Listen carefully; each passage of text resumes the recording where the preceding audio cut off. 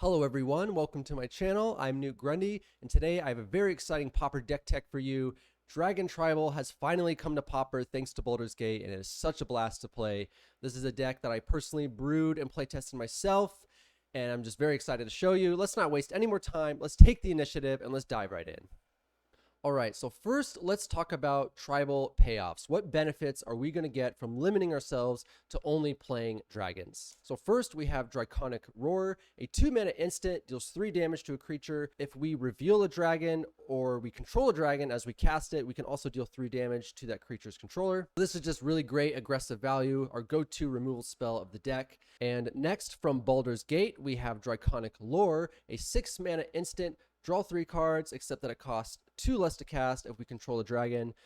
Pretty sure this is the first time in Pauper we're just getting straight up 4 mana, instant speed, draw 3, and this is a great way to refill our hand later in the game. Next we have Dragonlord's Servant, our only non-dragon creature in the deck, and that's because it makes our dragons cost 1 colorless less to cast. So this is a great way to set up early in the game, get us a decent blocker, and help us ramp out our big flying lizards. Now, the first dragon I want to talk about is the Jaded Sellsword.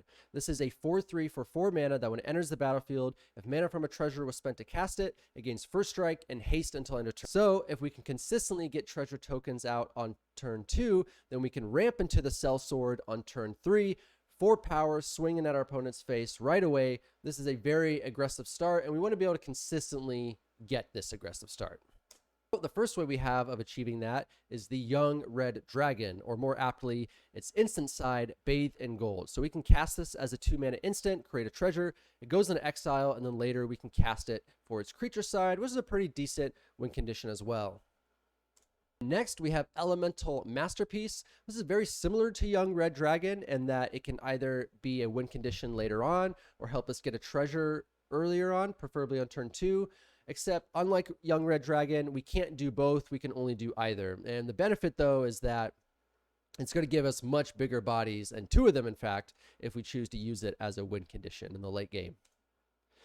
Moving up the curve, we have Patron of the Arts, which gets the official Newt Grundy seal of approval. Flavor-wise, this is everything I could want in a card. It's a dragon in a pink dress that is a connoisseur of the arts. So good.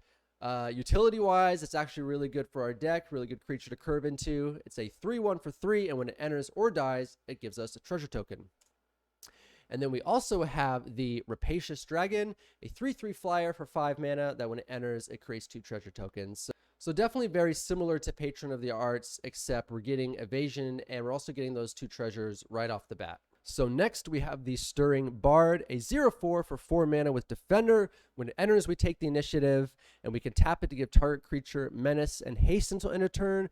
Really nice that we have another way to give our dragons haste and evasion, but most importantly, it lets us take the initiative. And the initiative is similar to the Monarch in the sense that once it enters the game, it will not go away. It's also similar in that it gets stolen back and forth by dealing combat damage, but it triggers at the upkeep, and it triggers each time that we take the initiative.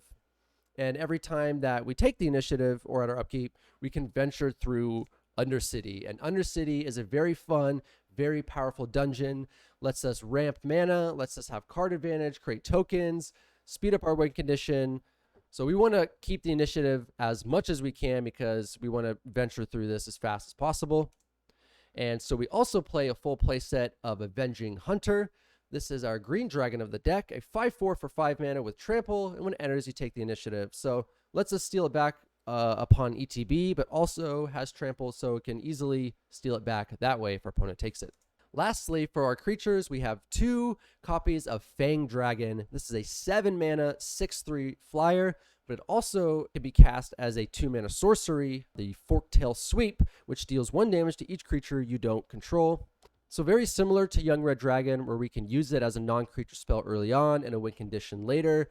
It's a much scarier threat in the air, and it's just really nice to have at least a couple copies of a sweeper for elves and for fairies and what have you. And one thing that I've seen a lot of people talking online is how, this is a 7 mana creature that dies to Lightning Bolt, which is very unfortunate, but I just wanted to point out real quick that we do have ways to buff it up with our Undercity. Regardless of that, this is a threat that if it goes unanswered, it's 6 power in the air, which will close out a game very quickly.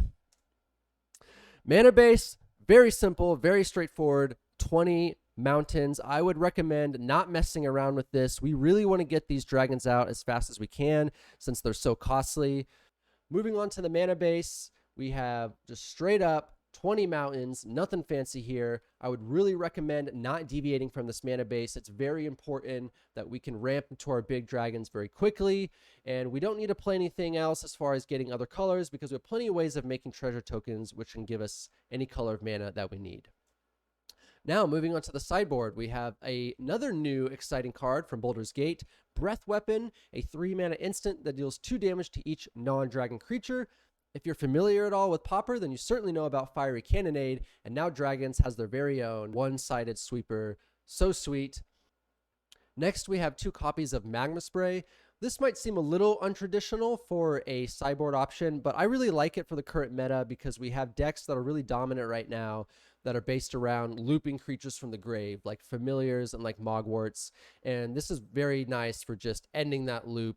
And also it can be used just as another option against more aggressive decks. And then we have 4 copies of Red Elemental Blast, 1 mana instant, counter target blue spell, destroy target blue permanent for those very nasty blue decks that want to try to counter all our spells. Moving on, we have 2 copies of Relic of Progenitus, also for those aforementioned grave loops and any other type of grave hate that we want. We have 2 copies of Ancient Grudge for Affinity, and 2 copies of Flaring Pain for Boros Monarch using Prismatic Strands, or especially for Turbo Fog, which is just so freaking annoying. And there you have it, Pauper Dragons, finally a viable option. Thank you for watching. Feel free to like and subscribe. It would help me out so much. My channel is very new, but I have many deck techs on the way, so definitely you want to subscribe so you don't miss those. And real quick, I just want to say that as of now, you can only build this deck in paper. Baldur's Gate is not on Magic the Gathering Online. If this sounds very strange, that's because it is. And if you want an explanation, I made a video about it in the description. So check that out if you want to, and either way, I'll see you next time.